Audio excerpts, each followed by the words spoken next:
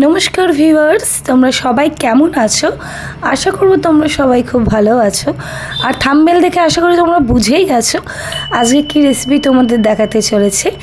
মান কচু বাটা আর রান্না করা দুটো রেসিপি একটা ব্লগেই তোমরা দেখতে পারবে। তাহলে বকবক না করে চলে আসা যাক।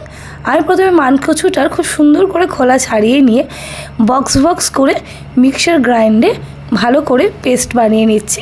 খুব একটা জল দেব না, একটু থিকনেস লাগবো। তোমাদের আমি পেস্টটা করার পর দেখাচ্ছি কেমন। আর যারা পারবে হামানদিস্তাতেও করতে পারো, এটা অনেকে এটা হামানদিস্তাতেও করে।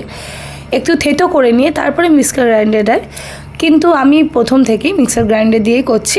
একটু প্রবলেম হবে, বারবার একটু চামচ দিয়ে তোমরা নাড়িয়ে দেবে আর অল্প জল দেবে, খুব একটা জল দেবে না। তো দেখবে একটা থিকনেস পেস্ট অটোমেটিক তৈরি হয়ে যাবে।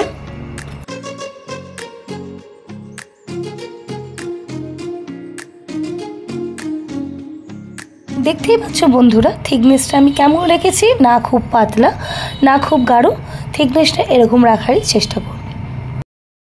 একটা পরিষ্কার সাদা কাপড়ের টুকরো নেব আর সেই টুকরোটা একটা গামলার মধ্যে সুন্দর করে পেতে নেব আর অল্প কোয়ান্টিটিতে পেস্টটা নিয়ে নেব।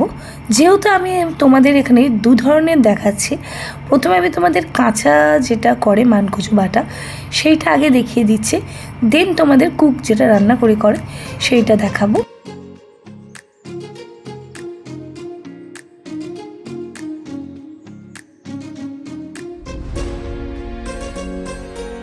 ছেঁকে নিয়ে সার অংশটা আমি নিয়ে নেব আর সার অংশটা থাকুক, এটা একটু বাদে তোমাদের দেখাচ্ছি এতে কী কী ইনগ্রিডিয়েন্টস দেবো আর বাকি আছে।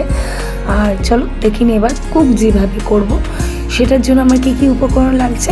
কড়াইয়ে আমি একটা তেল গরম করে নিয়েছি আর সর্ষের তেলে করারই চেষ্টা করবে, টেস্ট একটু বেশি ইনগ্রিডিয়েন্টস হয় এতে। 3টে শুকনো লঙ্কা দিয়ে দিয়েছি আর কিছুটা পরিমাণ কালো জিরে দিয়ে দিয়েছি। আমি অর্ধেক মান কচু বাটাটা কাঁচা ইউজ করেছি আর অর্ধেকটা তোমাদের কুট করে দেখাচ্ছি। ফোড়নটা দেওয়ার পর কাঁচা মান কচু বাটাটা আমি দিয়ে দেবো, তার মধ্যে আমি স্বাদ অনুযায়ী লবণ দেব, দিয়ে ভালো করে কড়াইয়ে মারবো। আর ততক্ষণ কড়াইটাকে নাড়াচাড়া করতে হবে যতক্ষণ কালারটা চেঞ্জ না হয়ে যায়। তোমরা দেখতেই পাচ্ছ এখানে লালচে ব্রাউন কালার একটা চলে এসছে আর কড়াই আশেপাশে লেগে যাচ্ছে। ওখানে আমরা কিছুটা পরিমাণ নারকেল করে এতে দিয়ে নাড়াচাড়া করে নেব। আর আমি এখানে দিতে একটা জিনিস স্কিপ করে গেছি, সেটা হলো খুব সামান্য পরিমাণে চিনি তোমরা এখানে দিয়ে দেবে, তাহলে ব্যালেন্সটা ঠিক থাকবে।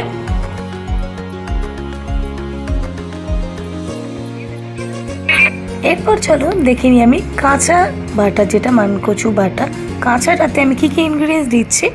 এখানে আমি দু ধরনের সরষে ইউজ করছি, একটা সাদা সরষে একটা লাল সরষে আর দুটো কাঁচা লঙ্কা সুন্দর করে শিলনোড়ায় বেটে নিয়েছি, সেইটা আমি এই কাঁচা কচু বাটাটায় দিয়ে দিচ্ছি। আর দিচ্ছি স্বাদ অনুযায়ী লবণ, সর্ষের তেল আর কিছুটা পরিমাণ চিনি। এই 3টে ইনগ্রিডিয়েন্টস দিয়ে আমি খুব সুন্দর করে মেখে নেবো কচু বাটাটাকে। মেখে নেওয়ার পর আমি এখানে নারকেল কোড়াটা পরিমাণ মতন দিয়ে আর একবার ভালো করে মেখে নেবো, নিলে রেডি হয়ে। আর যদি পারো তোমরা একটু স্টিমে কাঁচা কচু বাটাটাকে রেখে দেওয়ার চেষ্টা করবে, এতে টেস্টটা একটু ভালো লাগে। তাহলে চলো আমার কাঁচা কচু বাটা আর কুকড মানে রান্না করা কচু বাটা রেডি। রেসিপিটা তোমাদের কেমন লাগলো? যদি ভালো হয়ে থাকে বা একটু হেল্প হয়ে থাকে আমাকে এগিয়ে যেতে সাহায্য করো। চ্যানেলটাকে লাইক সাবস্ক্রাইব করে নিও আর কমেন্ট করতে ভুলো না। যদি কিছু ভুল হয়ে থাকে মার্জনা চাইবো। ততক্ষণের জন্য বাই বাই, সবাই ভালো থাকো, সুস্থ থাকো।